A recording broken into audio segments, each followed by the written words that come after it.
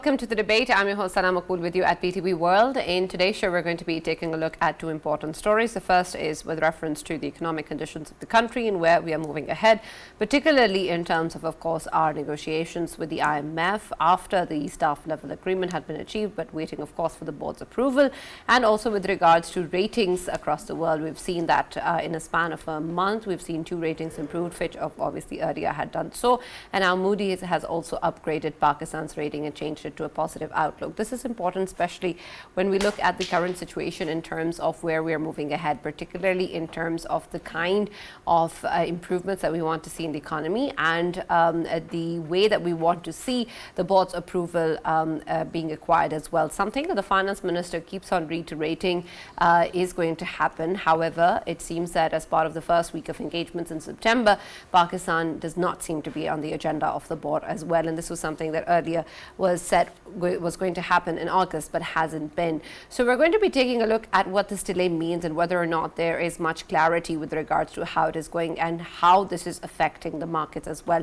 And then, of course, with the way that we want to move forward in terms of our bilateral arrangements and debt rollover, something that, of course, the IMF also requires for this board approval also to be achieved and perhaps is also contributing to the delay, is something that we also want to understand and see what it is that is going to happen, particularly with friendly countries like China and Saudi Arabia and others that had, of course, made these commitments.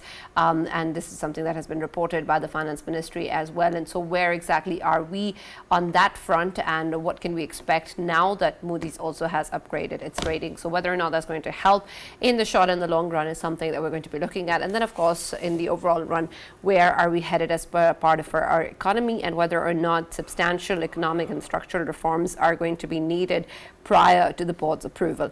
That is going to be our discussion in the first segment of the show today. Our next one is going to take a look at the US-China relations. We're going to be understanding what it is that this relationship is evolving into, particularly after we have seen a top US diplomat, of course, have engagements with his counterparts and leadership, including the foreign minister in China, and also saying that the leadership in the US is going to be coming in and is open to talks with Chinese leadership, saying that even when we take a look at whoever is going to be the next presidential candidate that is going to, of course, move forward, it is something important for the US to have communication channels open. And so we're going to try and understand what that means on ground in terms of this evolving relationship and what it means for outstanding issues between the two, particularly, of course, territorial disputes, of course, China's own aggressive approach with reference to where it is on the maritime front, and then something, of course, that the US claims, and then, of course, with reference to what it is going to be on the Ukrainian war, something that also is not particularly as part of the discussion as said by the leaders of both countries after their talk. So we're going to be seeing what exactly will be the outcome of this particular visit and whether or not we're going to be seeing the leadership of both the countries engaging into dialogue very soon. That is going to be our discussion in the second segment of the show today. For this and more, as always, I've been joined in the studios by senior analysts Farrukh, Pitafi and Faisal. And we've also been joined online for our first segment by Mr. Khalid Mehmood, who's a senior economist. Thank you very much, Khalid Saab, for joining us and being a part of the discussion. And I'm going to start with you first with regards to Moody's upgrade and ratings. And I understand that, of course, this is important for Pakistan, especially coming after the improvement in Fitch as well. And so something, of course, that helps in terms of the kind of investor confidence that we want to be able to see, help in, of course, our bilateral engagements and the way that countries are looking over at Pakistan and its economy. But I want your take also in terms of how substantial this upgrade is when we talk about all of these factors. I understand it's a good outlook to have, but how substantial it is to the work that we're doing to improve the economy, to the way that we're engaging with other countries, and of course the IMF. Well, thank you, first of all, Sana, for having me here on the show again. Now, in terms of the credit ratings for a country, that means that the sovereign rating has improved in terms of the financing. So what these credit rating agencies actually do is that it's a kind of an advisory towards those who might be interested in terms of doing business with Pakistan or within Pakistan. So whenever the ratings improve, that is basically a sign that the things are moving towards the right direction. But having said that, that does not mean that comparably speaking, we are the best among the region. So it's a kind of a comparison for the same country with the previous situation. So from that perspective, we have actually improved, and you have mentioned that both the credit rating agencies, which are actually the major ones, have improved the ratings. Now we have to see actually that what are the foundations towards that particular decisions of theirs in terms of the rating improvement. One is, of course, the discussion with the IMF, because whenever we are engaged with the IMF, that means that a significant structural reform program or package is already in place. There are preconditions, and the governments are actually following that. But having said that, there are other indicators as well, macro level, which are seen. For example, the inflation is receding, or whether the country's foreign exchange reserves are significant enough that they can cover for around 3 months of export bill. Is there any improvement in terms of the export base? And at the end, is there some economic activity happening? So it's a kind of a positive expectation analysis about a country in terms of the rating improvement. So what we see as an economist is a very good sign in terms of the right direction. But having said that, that does not mean that we are out of the hot waters, and there is significant room for improvement which needs to take place. But for the time being, the indicators are showing that the things have actually started to improve, and the world has recognized. So it's a kind of an independent, unbiased kind of a take on our economic situation sitting outside Pakistan. So from that perspective, it's really good.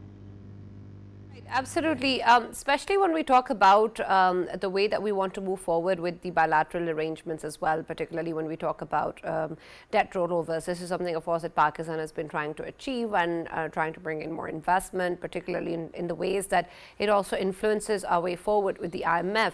Do you think that this in particular, when we talk about Moody's upgrade, will help in this regard? Because it seems that even after the SLA, there hasn't really been a tangible commitment or progress that we have seen in terms of money coming into Pakistan in order to provide that reassurance to the IMF as well. And we've seen now that it seems that the board hasn't really taken up Pakistan as part of the agenda even in the first week of September. So that might change, of course, within the month, as of course has been said by the finance minister, but it hasn't so far. So I want your understanding in terms of whether or not this upgrade will support us when we talk to these countries.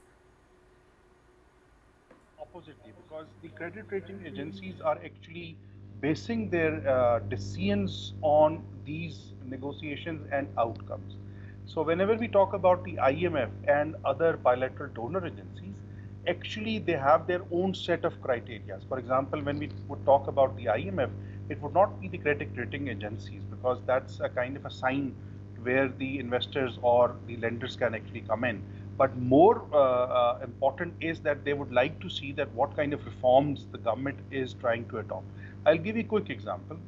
Just last week, the cabinet decided upon the state-owned enterprises, and they have listed the entities which they think needs a significant structural change in terms of the employment, in terms of how they're doing business. So whenever we talk about the IMF and other bilateral donors, they are all looking for these kinds of structural reforms. The credit rating agency is a kind of a unbiased opinion about the way that the government is actually doing. But the ground or the basis or the facts are always the decisions, the actions of the governments which actually lead towards that.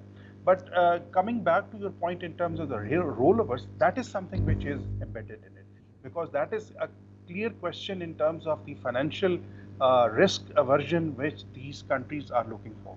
Now, any creditor would like to have a long-term relationship with its debtor. It's not like a situation in which the creditor is giving you money just for a specific time and then they would not be willing to engage with you for the future. But for the future, they want some kind of a certainty.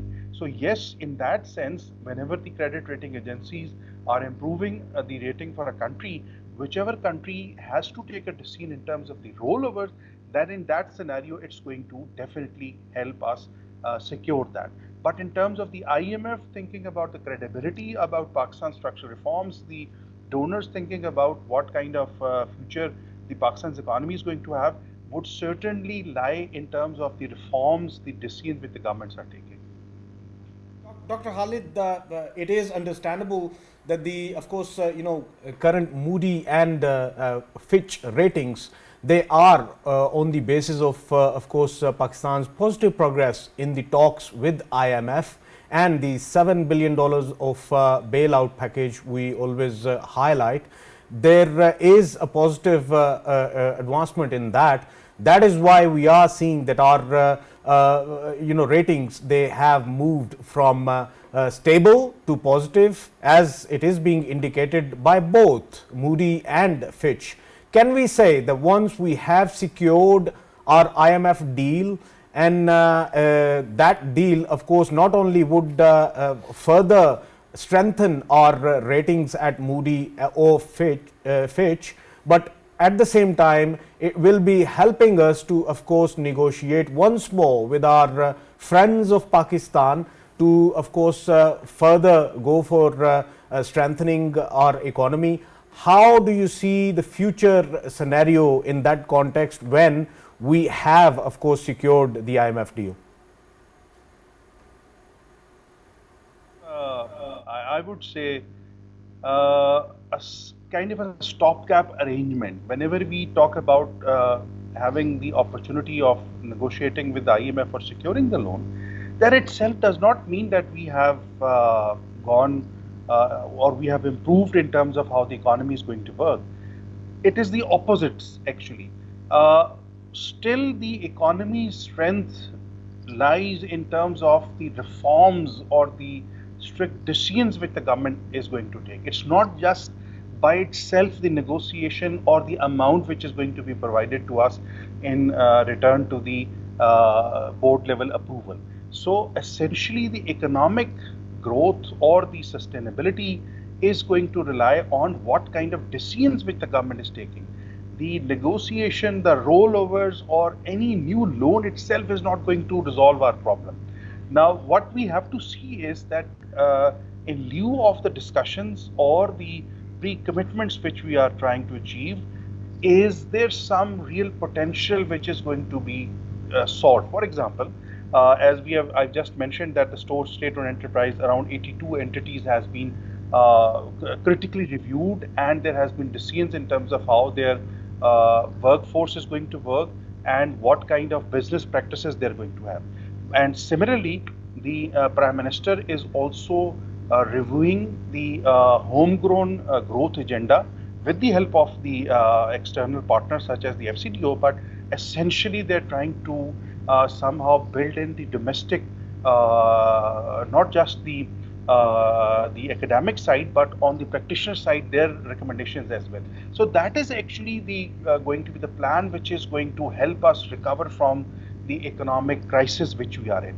Just by enrolling ourselves into a new program of the IMF or getting a rollover or getting a new loan is not going to resolve our crisis. The solution to the crisis essentially lies from where it actually begins. And at the macro level, that is basically the fiscal deficit, the government keeping their house in order. On the balance of payment side, it is basically the trade account, in which we have to improve on our exports and we have to curtail our imports. So if we are able to do that, that is going to be the sign of success, not just enrolling us into an IMF program or getting the rollovers.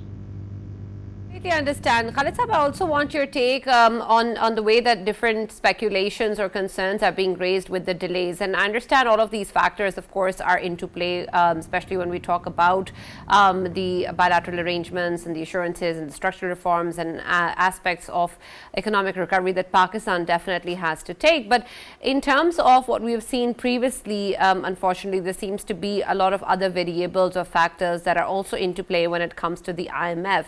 Do you think that any of those are also contributing to this delay, because there isn't much clarity in terms of why exactly this agenda is not being taken up by the board? Of course, many people have their own stories that they can claim, but do we have any real data that we can base this on as to what really is the reason for the delay? Well, unfortunately, since most of the communique between the IMF staff and the Ministry of Finance is not made public, but whatever information we get from the discussions with the finance persons, it's essentially that the IMF is looking for our best efforts in terms of creating a kind of regime in which the fiscal austerity, the global connectivity, becoming part of the global value chain, these sort of things are actually taken on the front. I'll give you a quick example. We have been talking about the 2 billion rupees worth of additional facilities which we have to secure. So what the government is looking forward is that they are going to now look for the Middle Eastern capital markets from which they are going to secure that 2 billion. And along with that, they are in talks with the UAE, the Saudi governments, and the Chinese government in terms of the potential rollovers for the next in the next year's $12 billion of repayments which they have to make. So what the IMF is now looking forward is, this is what I have also mentioned earlier, that simply engaging with the IMF and getting the additional resources, which are itself not very big amount, $6 billion to start off with, and if it goes up to 7 or 8 billion, this is not a very big amount. Just imagine that our import bill is close to $50 billion. We are exporting close to $30 billion, and we are also having a remittance size of 30 billion. So that amount is not very big. So what they're looking forward is that we have now in place a regime which is globally connected, not just in terms of the trade, but also the financial market, so that going forth, we can have a future in terms of our economic activities, which is secure as is also prospering. Unfortunately, in the past, and the IMF has learned it from the institutional memory, that there had been commitments which were made at the time of negotiations, which were not fulfilled. The dreams which were put on the table that we are going to achieve these targets or that target were actually never met. But this time they're trying to ensure that whatever commitments are there from the government, they are actually grounded in some kind of a reality. It is based on a broad coalition in terms of the partnering countries, and there are fundamental towards that reform. If that is not there, then they are not going to accept it. Just as an example, the Prime Minister said that we want the exports to be raised to close to $50 billion within 3 years. Now, the committee which was supposed to give the recommendations, I was part of that. Our first objection towards that was that realistically speaking, in 3 years time period, it's not going to be possible. We can set the course correctively and we can start moving towards that. But if you say that by the next 3 years, we are going to be able to close down our trade gap, that is practically not possible. We have to do a lot in terms of improving the conditions and then moving forward. Thank you very much, Khalid Mehmood, for joining us and being a part of the discussion today. Farrukh, I'd like to take the similar question to you as well with reference to what we have seen with the IMF previously. There has been a lot of ways that we have seen a delay in the past, especially also that when we were taking a look at the SPA previously as well. We got it, of course, we had that successfully, and we have the SLA as well, but it seems even now there is some sort of delay or the other coming up. Are there any political or other concerns involved when you talk about this delay? And secondly, the Finance Minister had also previously assured that this will be taken up by the board in August, and of course he's then spoken about this being done in September. So far we don't see that happening. Perhaps it will, perhaps it won't. But I want your take on what the Finance Ministry also is doing with regards to making sure that it does. Is it solely based on the way that we're looking at the arrangements with China and other countries? Will that make that difference, or is that something that we're pursuing separately to what the IMF needs? Right, Sarah, thank you very much for the question. I think that regarding the finance minister's statements, I think he's a technocrat who doesn't understand politics in Pakistan.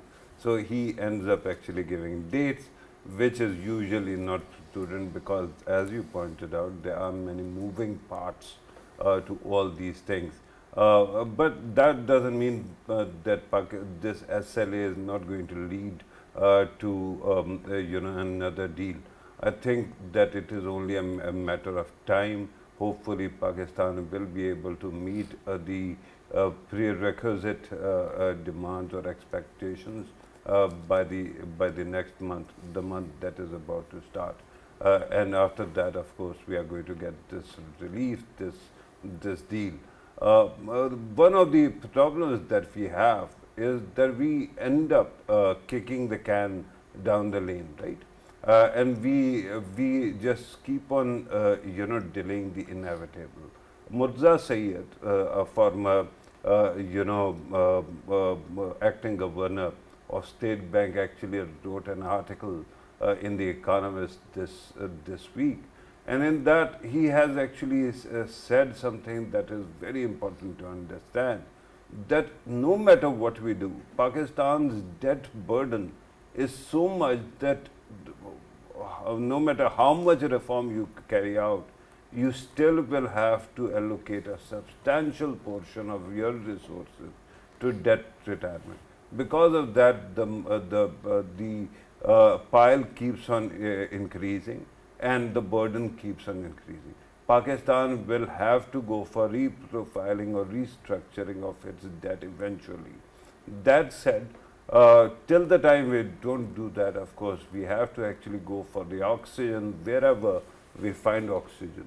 So IMF is the only oxygen source that is available. And the problem, since you were talking about these two countries, you were talking about China, you were talking about Arab countries, that whether a rollover of old funds or loans will be enough or more loans will be needed. I think that amount will not be enough, and you will need more, because your commitments, the money that you have to actually pay out, are significantly more than that amount. So therefore, we saw a statement coming from the finance minister that Pakistan is expecting some help from Middle Eastern banks as well. This will continue. Now, what about exploring more options?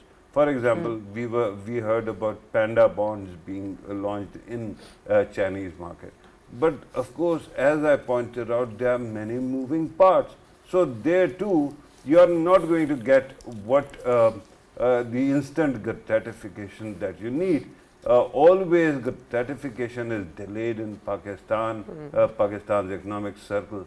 So right now, we have to manage the crisis, whatever crisis there was, although it is almost over, but we still have to meet those demands, those expectations.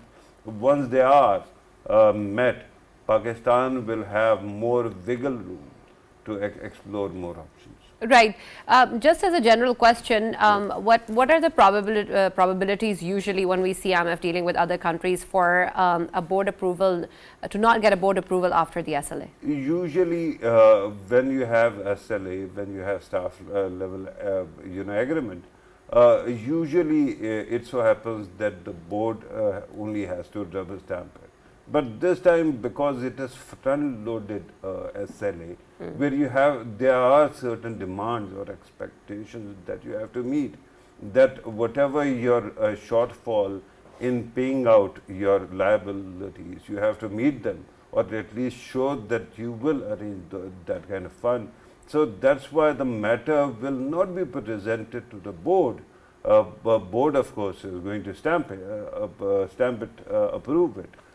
But before that, this has to be presented to the board. Okay. So without that, agreement or those expectations, it will not be. So let us hope that we manage to attain those. Absolutely. Those monies. Absolutely. Faisal, another part of Moody's upgrade and of course changing the outlook included the fact that while of course there is improvement, there is also concerns with regards to whether or not there is going to be consistency in implementation of policies and structural reforms, and a lot of that in terms of the way that we're looking at the political conditions of the country and the way that there is confidence in the current government and the continuation of the next government also putting this policy in place. So I want your take on how much of that is impacting these negotiations and these aspects, and then of course structural reforms within our own country as well, because while of course we can talk about our action plan today or our policies today and what we want to or intend to do with regards to improving the economy, what are we doing about that sort of confidence in the political scenario of the country as well for such institutions to be sure or certain that this is not going to be stopped midway because of political issues? Yeah, Sana, obviously when it comes to the the current economic ride for the current government, it's not that smooth at all. Of course, when we talk about the talks with the IMF staff level agreement, of course, we know that there are certain recommendations from the IMF to Pakistan's government, and regarding that, of course, they are the government is making sure that these recommendations, they are met with, and in that pursuit, of course, there are certain aspects of them recommendations which on ground to the traders, to different business communities, they are not to that extent obviously acceptable. That is why we have been looking into the demands of the traders unions, and then the business unions as well. They have been, of course, coming up with their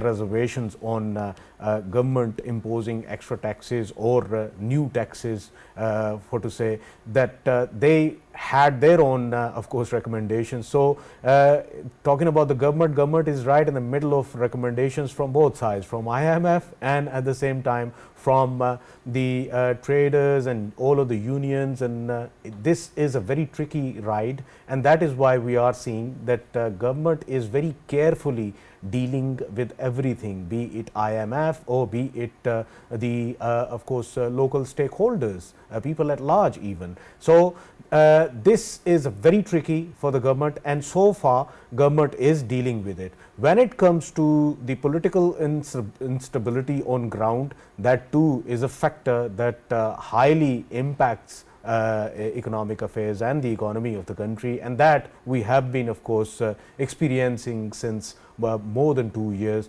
that since Pakistan was politically unstable, in that discourse, of course, we saw that Pakistan's economy suffered a lot. And when, to be honest, when a country's economy suffers from political instability, then people at large, they get hit by that, and that is why we have been seeing that Pakistan's economy was ultimately shrinking the capabilities or buying power of the people on ground, and that too had an important aspect to play in terms of leniency in the business sector. Business sector was hit because the domestic buying power, it shrinked these 2 years, and that had a lot to do with the political instability, and still that is looming around, which needs to be taken care of. And that is why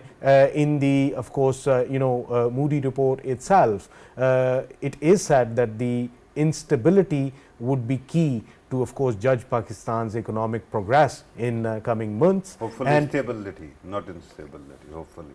Yeah. Of course, vice versa, whatever it is, they will be, of course, assessing the stability, and if it is, of course, heading towards instability further, then, of course, they will be in the next report. Of course, Moody might come up with, its factors that have been playing the role in terms of Pakistan's economic condition at that time.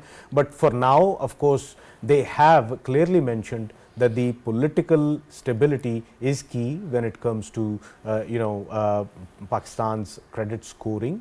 And to me, I think economy does rely on political stability, and that needs to be ensured.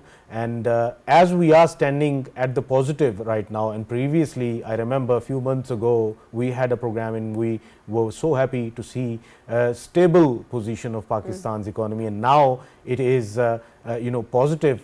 Who knows, I mean, in few months, if everything is perfectly fine, and as Moody has predicted, the stability is there, the political stability is there, this positive might go towards to positive plus or whatever they call it. And then we will be, of course, having another program in which we will be discussing all of these reasons. Sure, sure, absolutely. That is the hope. But Farrukh, I also want to understand that while, of course, we sit here and talk about Moody's upgrade, talk about the way that this investor confidence has increased, the way people are looking at Pakistan and countries, and the IMF is engaging with the country, I want a perspective coming in from within Pakistan as well, from the local business community, from the local population, because when they hear these aspects or numbers, they also compare that with the status of their lives and what sort of ways are they engaging with the economy on a daily basis. So this doesn't make much sense or means much to them when it is not factoring in terms of how they're living their lives. And so I want your take in terms of how this impacts or not the way that people are going about their daily lives, the way that the domestic industry is flourishing, and the way that people want to stay in Pakistan and do business here. Right, Sana, the first part is, of course, regarding investor confidence. I think that the government is already focusing on reform of the kind, and then add to it SIFC, that any investor who comes from without can be confident and can invest here, because I think that their interest will be protected. This is a statement, or this is an assurance that has been given by the government of Pakistan. But what about within, right? On one side, you mentioned two interest groups. One, the common man on the street, people like you and I, and then you mentioned local businesses. So both have different stories. Okay. When it comes to the common man on the street or woman on the street, you know, they are facing a serious, you know, purchasing power capacity issue, and so there is this, you know, standard of living crisis in the country that is going on. And what that does to people, remember, every other day I go to some seminar, some place, and a kid comes to me, a grown-up kid actually, young adult, and tells me that I've been watching you since my childhood. Yeah. And the fact is that kids grow up very fast. I have a father, so I know that. And the problem is that 10 years ago or 5 years ago, but people saw a lot of promise that you can purchase things, you can offer kids a lot of opportunities that are one by one going away, because everything is going beyond your reach, even electricity. I don't know about gas supply at your place, but in my house in the suburbs where I live, we get gas supply only for 2 hours or 4 hours per day, right? With that kind of situation, and then the winters are coming, so what happens to geysers and all? You know, the quality of life is going down the hill, and people are getting poorer and poorer, and you can't do anything about it because the state's own capacity is going down. Remember, this fire sale of checking out and removing departments, this is happening because Pakistan has this unmanageable burden on one side of finances, of debt, on the other side of expectations. Because of that, the government has decided that it is going to remove as many useless departments as possible. So in the end, things might stabilize, but for right now, what is happening is what I call, and many experts have called, slow cancellation of future. Now, regarding businesses, I think Pakistan businesses are some of the worst. I'm not talking about everyone, but the kind of opportunism that I've seen, especially only a few days ago, the way traders once again went on strike, it was seriously embarrassing. How is it possible that such a big financial contributor to economy refuses to be part of any kind of documentation with that kind of, you know, blackmail? And it has continued for past 25 years. I remember first report I did on that was during General Musharraf's time into year 2000, and this is you know, practically the end of 2024. with that kind of opportunism, you realize that things can't stabilize because, every business I talk to, they say things are not good. And yet they don't actually shut down their businesses. That means they are actually earning something, right?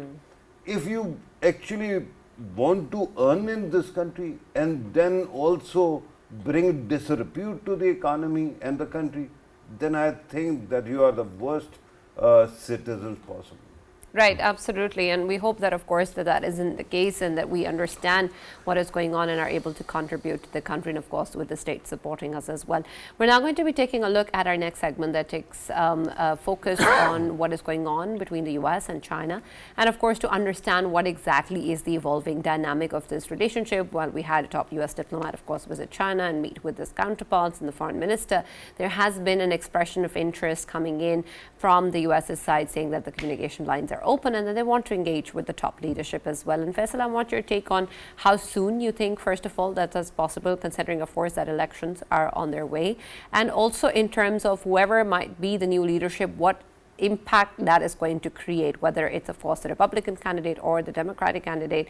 What exactly will be the outlook, of course, when we talk about the U.S. relations with China? The foreign policy, of course, of the U.S. is something that exists irrespective, perhaps, of the candidate in a larger sense. But I want your take on how much it will reflect, particularly when we talk about these two candidates, and what the U.S. overall would like to be seeing in terms of its engagement with China. Sana, sooner they do, better it is, and I think they are already very late in this, context, because China is a mighty economy, and China is almost, leading country in the region, and somehow few of the, analysts, they believe that China in terms of economy is the giant or dragon, we must call it, of the world. And right now when we are seeing that the Americans, they are heading towards this with this narrative that they have to, of course, mend their relations with China, and they have to sit on the table for the talks. I mean, this is what Chinese, they have been seeking since long, but they were ignored by US itself. And to some extent, I think it was not in the favor of US itself, but it is highly understandable that they wanted to keep their regional allies like Japan, like South Korea and many more happy, so that the US itself is not heading towards China, and it is pressurizing China in East China Sea and South China Sea. But of course, when we look at the last 2 years or more, the situation which has developed, why I am saying this, that US is already late, because situation is so dire that there are two countries that have been, of course, being noticed by throughout the world. One is North Korea and the other one is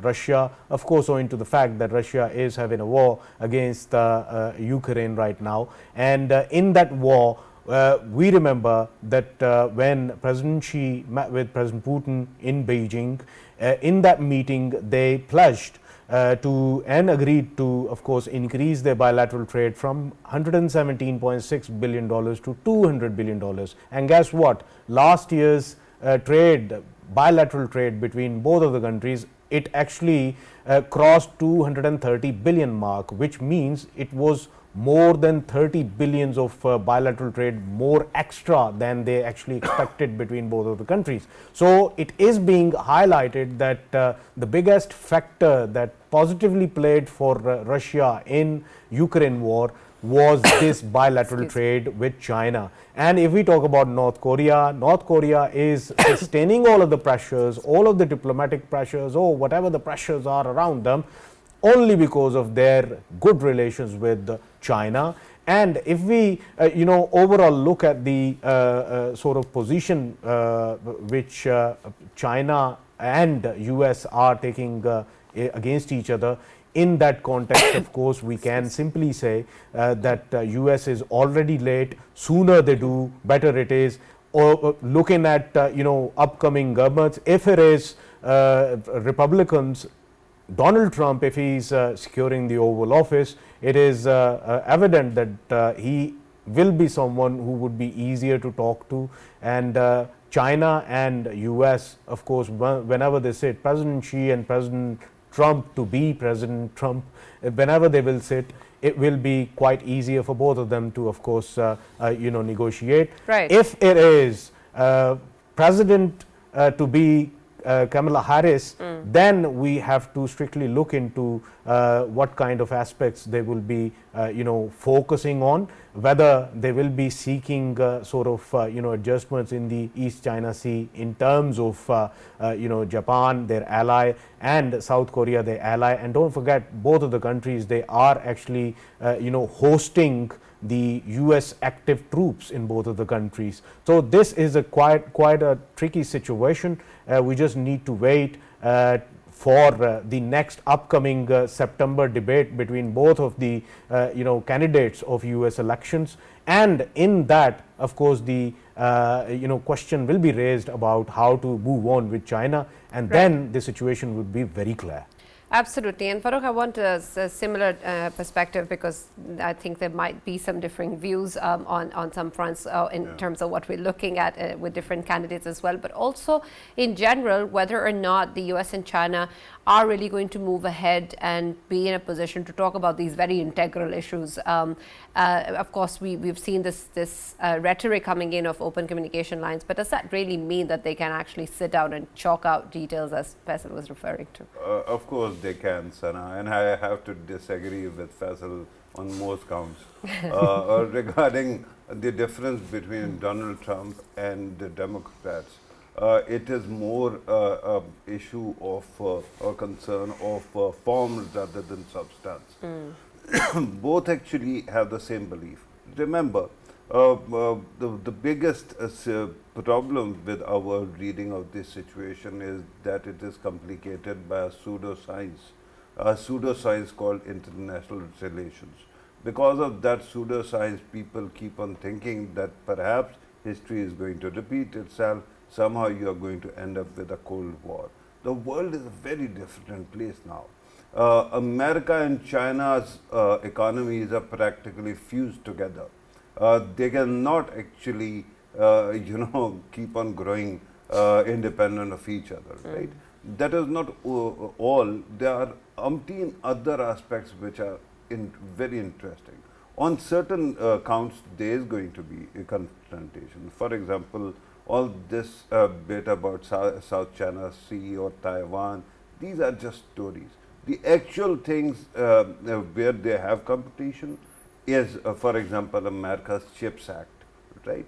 Where microchip has become hotly contested, subject, and both sides seem to be actually stocking up on microchips, because that is going to define the era of AI and whatnot.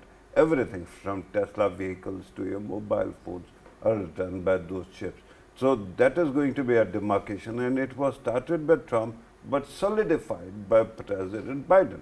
But in spite of that, let me also refresh everybody's memory that even as we speak, America as an economy is miles ahead, if not light years ahead of China. So China might be catching up on many things, but there is a lot of ground that still needs to be covered. There is one concern or complaint that I have with for my Chinese brothers. We call them brothers, our best allies. The kind of crazy energy that Indians put in lobbying, or for that matter, soft power generation. Had the Chinese been doing only 5% of that, this whole idea, and the way Indian scholars seem to have redefined the concept of what China is or is going to be in the Western universities would have changed dramatically. China is not the enemy. China is a country which is actually, China never has tried. Pakistan has been one of the longest, closest allies. China has never tried to export its revolution to Pakistan.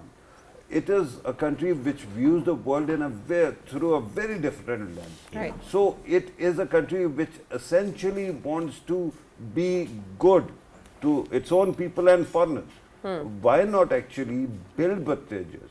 Because in this age, if we are stuck in the middle of some half, conceived Cold War attempts to ignite one, Absolutely. our generations will be ruined. Absolutely, and I hope that these nations are cognizant of that and when they're making these choices. Thank you, Farrukh, and thank you, Faisal, for being part of the debate. That's all that we have time for. We're now going to see you on Monday.